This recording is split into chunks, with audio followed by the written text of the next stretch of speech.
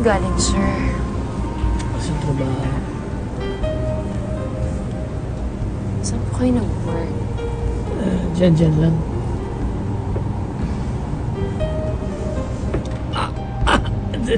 Pasensya. May kiliti ako dyan. Okay lang, sir. At least alam ko kung saan yung kiliti niyo.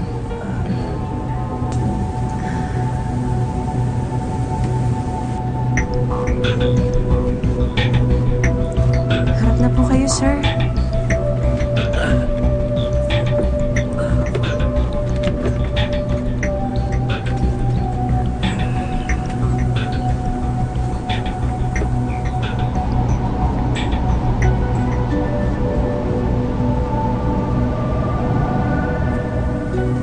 Ano ba?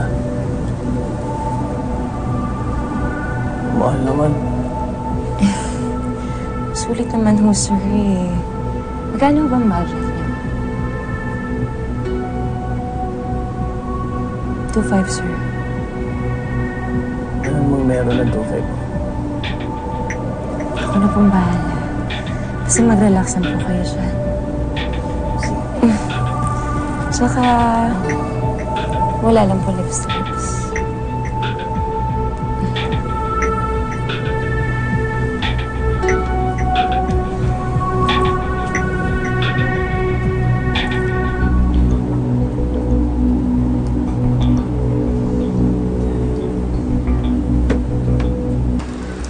Oh, anak.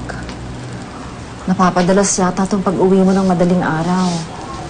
Ay naman, alam niyo naman hong panggabi yung shift ko sa factory. Eh kayo, bakit kising pa? Dapat natutulog na kayo para nakakapagpahinga yung mga mata niyo. Napabalikwas ako, anak. Tapos hindi na ako makatulog.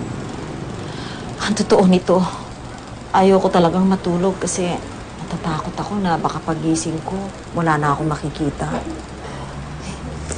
Siya nga pala. May pasensya ka na kung ngayon ko lang nabili ang mga yan. Bakit ka pa bumili nito? Sayang lang ang pera, anak. Kasing tanong yan. Eh, syempre gusto ko gumaling kayo.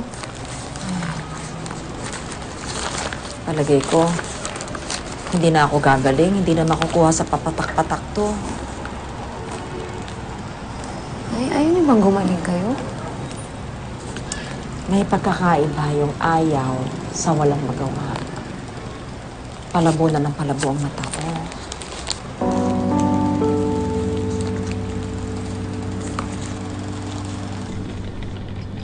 Para sa'yo. Ano meron? May okasyon ba? Ano lang kasi, naisip ko lang na simula nung naging tayong dalawa, wala pa akong nabibigay sa'yo na kahit ano. Alam mo naman wala akong kahilig-hilig sa mga ganyan.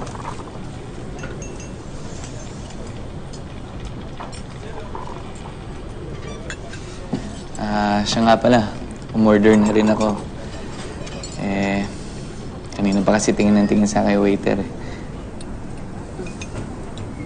Manok. Pansit. Aba. Ano ba meron na hindi ko alam?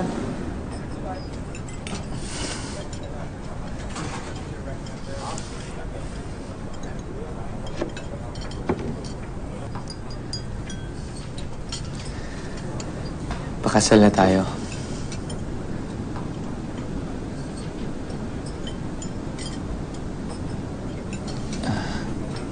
Hindi mo ba ako narinig? Sabi ko, magpakasal na tayong dalawa.